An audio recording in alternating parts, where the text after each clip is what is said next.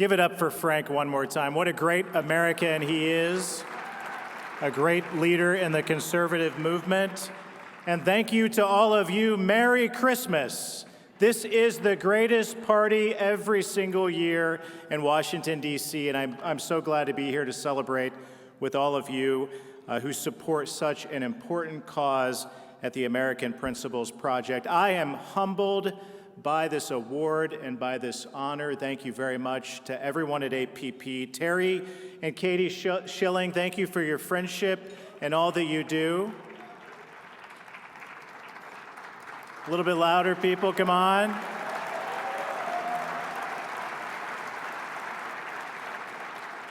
My great friend John Schweppe, where are you? Thank you for all that you do at APP and for the movement too, even though you are a Minnesota Timberwolves fan. We forgive you for that.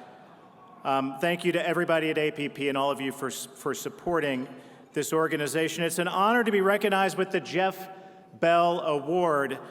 I've done a little bit of homework on Jeff, and I understand he has family members here. What a great legacy Jeff Bell has given this cause, this organization, and this country, and I'm honored to have this award in his name. Let me just say this, Jeff Bell was a Reagan conservative who understood that working families are the foundation of our party and our country. And ladies and gentlemen, can you help me reclaim what it means to be a Reagan conservative once again?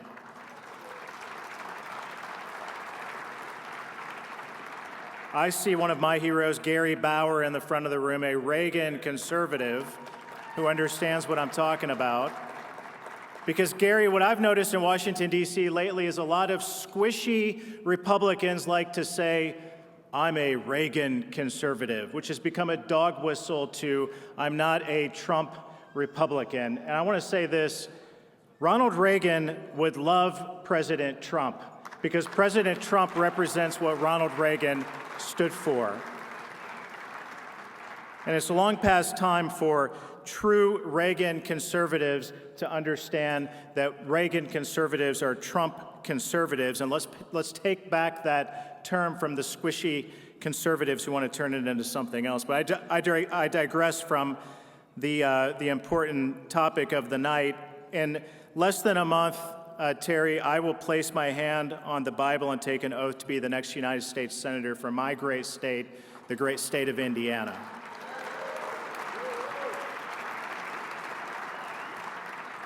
And over the last 8 years, I have come to know APP very well because we've worked on a number of really important pieces of legislation. When I was the chairman of the Republican Study Committee after the election in 2020, we worked with APP to talk about where the Republican Party goes from here, rooting it in the conservative, populist, pro-family, pro-working people party that Donald Trump turned it into. But APP did a lot more for me than that. When I got into my race 2 years ago from right now for the United States Senate in Indiana, it looked like I was going to have a really tough race with a really famous politician from my state who was famous for one thing, among many others, and calling for a truce on social and conservative cultural issues.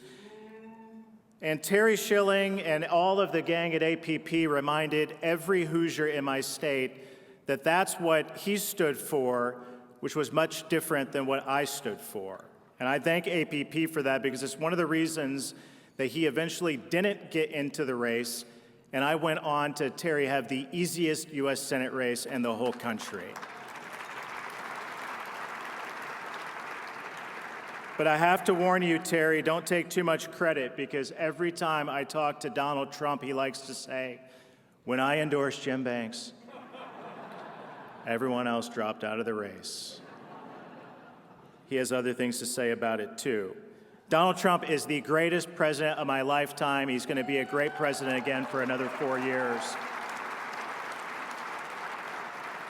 And since this is my favorite time of the year, at my favorite party of the year, this Christmas season, I'm tempted to call it, to say happy holidays because we have so many holidays to celebrate, like Election Day, the greatest election day of my lifetime.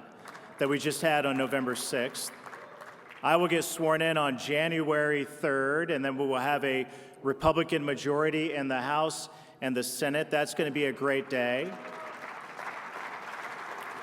And then on January 20th, Donald Trump goes back to the White House to do what the majority of the American people, a true mandate on Election Day, giving this great president an opportunity once again to go back to the White House. So it does feel like a holiday season in that regard. Election Day for me, though, as I said, it was a great day. And a lot of people ask me, what do you do on Election Day? It's a weird day for political candidates because really you've already done everything that you can possibly do to win the race. What do you do? I've had a few election days in my life. So on some election days, I've gone to the movie theater. I've gone hunting on Election Day. I've read books on Election Day. I've gone and hiding to drink coffee. It's a kind of a nerve-wracking day. But this Election Day was different, as I was certain as I could be of my pending victory at 6 p.m. Eastern Time in Indiana to be Indiana's next senator by the nature of my race. So Frank mentioned I have 3 daughters, and so please pray for me for that. 15, 13, and 11 years old. And I met a beautiful family a little bit ago of 2 daughters and a young boy, and I have to admit I'm jealous, but I do have a boy dog. And he's a German short-hair pointer. He's a hunting dog, so he keeps me company and he keeps me sane. And on this Election Day, we did something I've never done before. I live in a small town of 10,000 people just outside of Fort Wayne. It's a working-class town. And I went on a walk down memory lane. I took my dog, and we got more than our 10,000 steps in on Election Day. I walked by the site of my former high school. I walked by a couple of places where I grew up in this town. I'm the son of a factory worker and a nursing home cook, and the nostalgia of walking down memory lane through my hometown ended at the trailer park where I grew up in.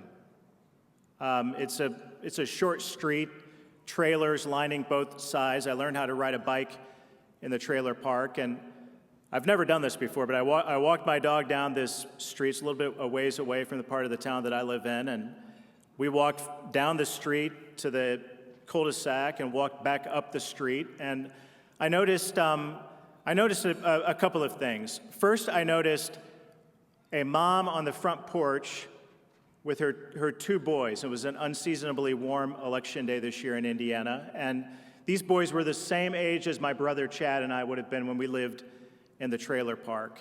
And I was struck by remembering what it was like to come from that, to grow up in this great country and have the opportunities that I've had as a boy who came out of that, to be the first in my family to go to college, to wear the uniform and serve my country in Afghanistan, to go on to be a state senator, a congressman, and now a United States senator. And I thought about the promises of America and what seeing those 2 boys and the hopes that their mom had for them were just like the hopes that my mom and dad had for me.